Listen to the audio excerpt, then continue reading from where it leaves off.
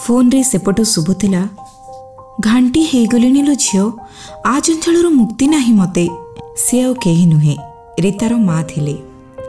रीता हसमुख झीटे hostel रे समस्तक सह खूब सहजरे मिसी जाए। अवश्य मो सह टिके अधिका मिसे। ता रूम 3rd फ्लोर रे आउ मोर ग्राउंड फ्लोर रे। समय समय मो रूम को आसी बसे। किछि समय अनेक कथा कुहे आउ किछि अकुहा रही जाए ता आखि संदिरे। से हॉस्टेल रु कैंपस जाए चली पारेनी। खूब शीघ्र थकी जाए। आमे सबू जेने तेने मुठे खाई क्लास पाई तरतर ही बाहरुथिबा बेले से घंटाए बसी खाउथाए डाइनिंग रूम रे। मु दिने पचारिलेरु कहिला खाइबा समय रे कुआडे ता निश्वास रुंधी हो जाए। तेणु से तरतर ही न खाई धीरे धीरे खाए। बॉयकट चुटी तार। दिने ता मोबाइल रु फोटो काढ़ी देखाइला ता लंबा और घन केसकू। मु पचारिली ए फोटो केबर? से कहिला आजि को ठीक वर्षे तलर माँ संकुलेंको ठारे चुटी देबा आगुरु। मु पचारिली कौन मानसिक थिला? से चुप रहिला। से दिन दिने मो रूम को लिसा आसीथिला। से कहिला रीता सह बेसी मिलामिशा करनी। से टीबी पेसेंट। ता रूममेट से लुचि लुचि औषध खाउथिबा बेले ता औषध गुड़िक देखिछि।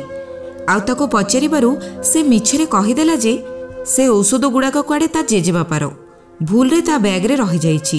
एमिति कहि लिसा सेठारु चलीगला। मु लिसार कथाटी को एते गुरुत्व देलिनी। किंतु मनरे आसिला समाज जे काहेंकी रोगी को घृणा करे।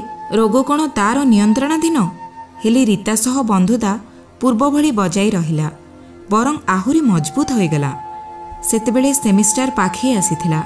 पढ़ापढ़ी रे मु व्यस्त रहिली। सांगमानक सह मिसिबा कथा हेबा कम हेगला। रूममेट को सह अजथा गपिबा भी छाड़ी देइथिली। रीता सह भी अनेक दिनरु देखा हेनी। हेले हठात फोन आसिला तार। कहिला मो रूम को आस। फोन सुनिबा मात्रे धाई गली एक निश्वास रे। कहिला देह किछि भल नाई।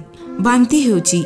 3 दिनरु किछि खाइनी। से अतर्छिया होई मो रूम को आसी हॉर्लिक्स नहीं गली ता पाई। ता सह टिके समय बसी रहिथिली एवं तापरे ता घर लोक आसी ताको हॉस्टेल रु नहीं गले। खूब गोटे अपराध बोधरे घांटी हेली। से दिन लागिला मो सांगर एते देह खराब आ मु जानी पारिलिनी। निज पाठपढ़ा चापरे रीता को केमती भूली जाई पारली। अंततः ता रूम आड़े थरे बुली आसंती। ता देह पा कथा पचारि आसंती। जानुआरी 7 रे फोन करिथिली ताको ता भलमंद बुझिबाकू। आग भली हस हस कथा तार। एमिति मझिरे मझिरे फोन करुथाए मु आउ कथा हेउ आमे। पढ़ा कथा बुझिनिए मोठू से। तापरे समर वेकेशन जोगु हॉस्टेल छुट्टी हो गला। 2 मास परे पुणी हॉस्टेल खोलला परे आमे सबु सांग हॉस्टेल को चली आस्थाऊ। मो आखि किंतु सब बेले रीता को खोजु थाए। रीता काहे कि जे एते दिन परे मध्य कॉलेज आसुनी कि हॉस्टेल को भी आसिनी किछि जणा पड़ेनी। बहुत थर ता फोन को फोन करिछि किंतु केही रिसीव ही करू नाहंती। एमती भाबे भाबे अनेक दिन बीती जाई थाए। दिने लाइब्रेरी बसी मु पढ़ु थाए। ता रूममेट रो फोन आसिला। कहिला रीता ओ नाही। ता कथा सुनिबा मात्रे मो पाद तळु जेमिति माटी खसीगला। तळको दौड़ी जाए 10-12 थर फोन करिछि ता नंबर रे। एते थर रिंग हेला परे रीतार माँ फोन उठेले। मु रीता कथा पचारिबा पूर्वरु ही से कांदिबा आरंभ कले। तांको कांद सुनी मु जम्मा किछि तांको पचारि पारिलिनी कि कथा ही पारिलिनी। किछि समय परे तांको कांद बंद हेला। से निज आडु ही कहिले तो सांग आ नाइलो झियो मो सुना झियो आम समस्त को छाड़ी चलीगला। सह्य हेलानी कथाटी मो पाई। फोन टी को काटिदेली एवं सेठारु एक मुहा होई हॉस्टेल चलीगली। से दिन कहीं हॉस्टेल टी भी खूब खाँ खाँ लगुला। फूल बगीचार फूल सबू आउ हसु नथिला।